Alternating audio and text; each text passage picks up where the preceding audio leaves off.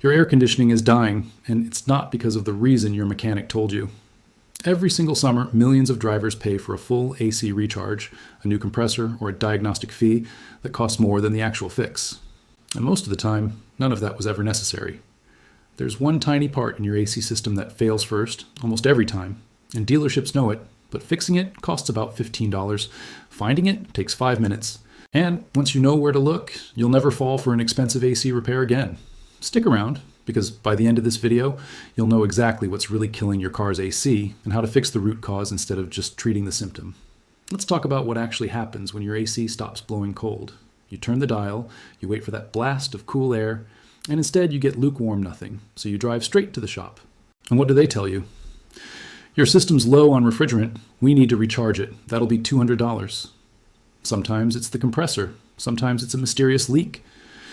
They can't quite find, but they're pretty sure it'll cost another $400 to track down. Sound familiar? Here's the problem with that story. Refrigerant doesn't just disappear on its own.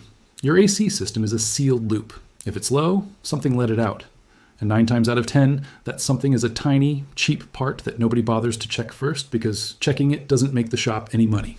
Recharging your system without fixing the actual leak is like bailing water out of a boat without patching the hole.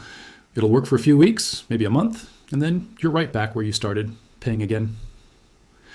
I learned this the hard way a few summers ago. My AC went out on a 100-degree day, obviously the worst possible timing. I took it in, got quoted almost $500 for a full system diagnostic and recharge. Something about that number felt off, so before I paid it, I did some digging myself. Turns out mechanics have known about this for decades. It's not some big secret conspiracy, it's just that most shops make more money doing a recharge every year than they would fixing one small part permanently.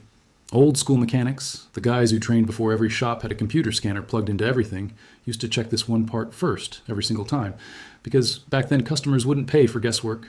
You checked the obvious thing before you started swapping parts. Somewhere along the way, that habit got replaced by just recharge it and see. And that shift is exactly why so many drivers end up paying for the same repair year after year. So here's what's actually going on inside your AC system, and here's the part most people miss completely. Your AC has rubber O-rings and seals at every connection point. These are small rubber rings, they cost pennies, and their entire job is to keep refrigerant sealed inside the system under pressure. Over time, especially with heat cycling from summer to winter, these seals dry out, they shrink, they crack, and when they crack, refrigerant slowly leaks out, not in one dramatic burst, slowly, over months.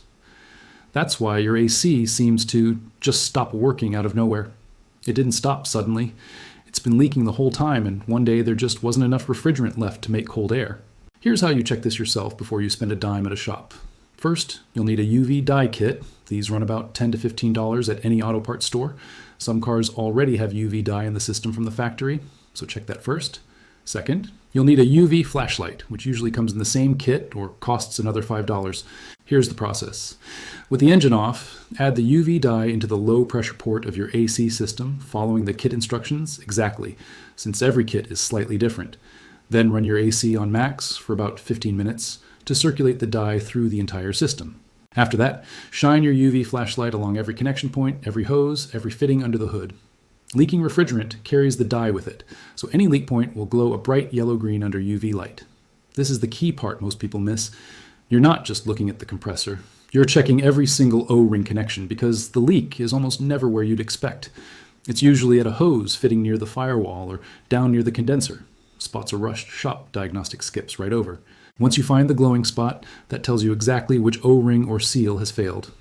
Now, replacing that O-ring is not a 5-minute job for most connections, since you often need to depressurize the system safely first, which requires proper equipment and is genuinely something to be careful with. But here's why this test alone saves you serious money. Walking into a shop and telling them, I found UV dye leaking at the low-pressure hose fitting near the firewall, completely changes the conversation. You're no longer paying for a diagnostic. You already did it. Most shops will quote a targeted seal replacement, which runs somewhere between $50 and $150 depending on the part, instead of a vague, let's recharge and see charge that solves nothing long term. Now, here's a warning, because this matters. Never open your AC system yourself without proper training, gauges, and safety equipment. Refrigerant under pressure can cause frostbite injuries instantly if it escapes near your skin, and older systems may use refrigerants that require certified handling to depressurize legally and safely. The UV dye test is something you can absolutely do yourself in your driveway. Actually, repairing the seal is a job to hand to a mechanic, just armed with the information that saves you from being upsold on parts you don't need. So what results should you actually expect from doing this test? If your system has a small seal leak, which is the most common cause by far, you'll usually see the dye glow within that 15-minute test window. Compare that to the alternative, walking in blind, and letting a shop run their own multi-hour diagnostic, which they'll absolutely charge you for. Doing the UV test first. Mechanics who see it consistently say it cuts diagnostic time and cost by more than half because you've already narrowed down exactly where the problem is. Once the correct seal is replaced instead of just topping off refrigerant, that fix tends to last for years, not weeks. That's the real difference here. A recharge treats the symptom. Finding and replacing the actual failed seal treats the cause, and that's the whole point of this video because your AC problems started at one tiny part, not the whole system. Now, here's a quick bonus tip while you've got that UV flashlight out. Run it along your windshield washer fluid lines too.